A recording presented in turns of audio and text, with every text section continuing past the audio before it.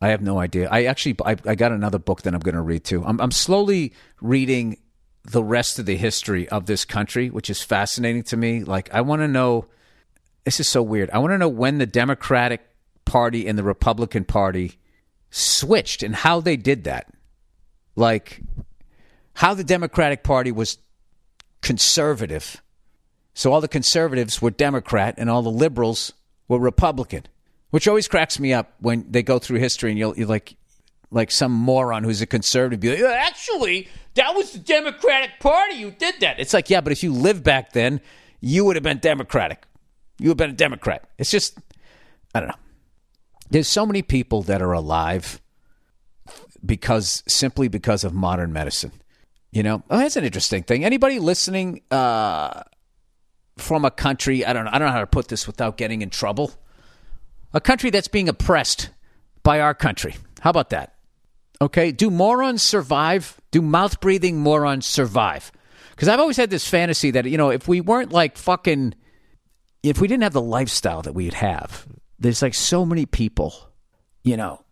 Let's start with whining ass liberals where everything hurts their fucking feelings. Like, how the fuck would they get through a winter if they lived in an impoverished country? You know, they wouldn't make it. Like, is there less whining? I don't want to pick out a country because somebody will snip this out and try to make me look like a fucking asshole. Like the douchebag conservatives who are taking my abortion bit. I fucking love it. Like, they take the abortion bit and all they take is the part that agrees. I trashed both sides. They just take the part that agrees with them. And this woman wrote, like, there's a lot of pro-choice people watching this part crying right now.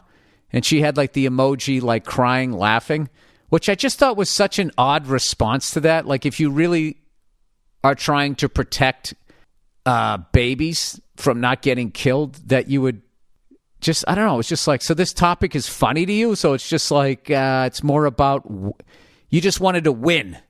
You don't give a fuck about the babies. You just wanted to be right. I actually feel bad for a lot of right to life people that they actually think it's a religious issue.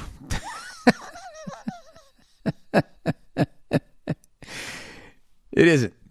It's not. I mean, I know you can say thou shalt not kill. It can be religious for you, but that's not the reason why they're doing it. As far as what I've read is what I believe. I believe it's a racial issue. I believe that, you know, because more abortions than not are done by white people.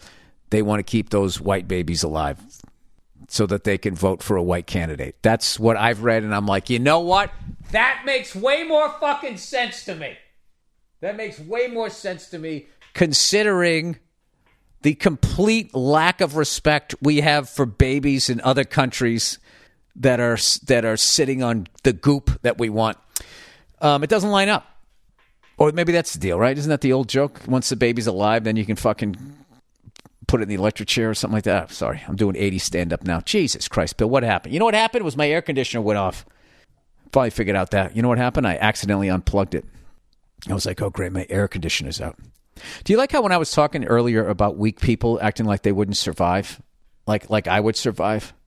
You know, if I lived in an impoverished country, right, with my gingered skin, you know, I would, I can laugh. First of all, I wouldn't live in this climate.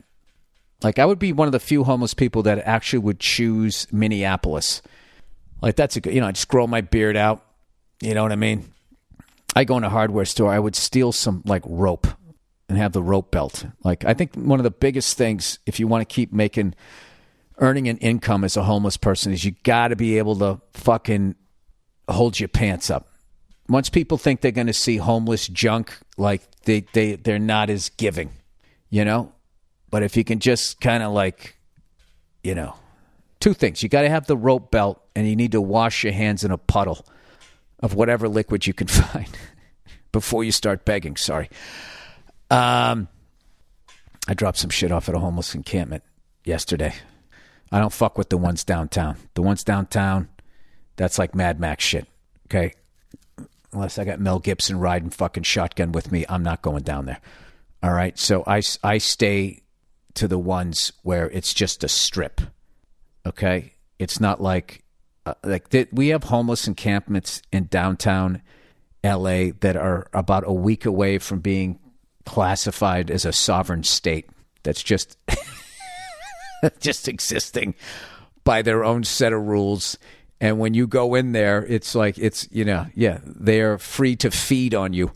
Or maybe that's just all my fear. I have no fucking idea. So I just, I always try to, I don't bring my shit to Goodwill anymore. Fuck those people. They throw most of the shit in the ocean. I actually was thinking that today. I was at the playground, and some fucking assholes there's literally a trash barrel right there, and they just leave all their food shit on the ground. Drives me up the fucking wall. So I pick it up, right? Because I'm the martyr in this story, right? And I would love to hear other people's podcasts who were driving in front of me on the road in L.A. and hear how they describe me. How many times I lean on the horn as I fucking make myself out to be the hero in this episode. Anyways, I fucking throw it out. I was just thinking that whole stupid thing. Yeah, put litter in its place. Like, it's still going to get thrown out. It's just going to into the woods or into the ocean just by a professional. They have uniforms. Put litter in its place where the animals live. There we go.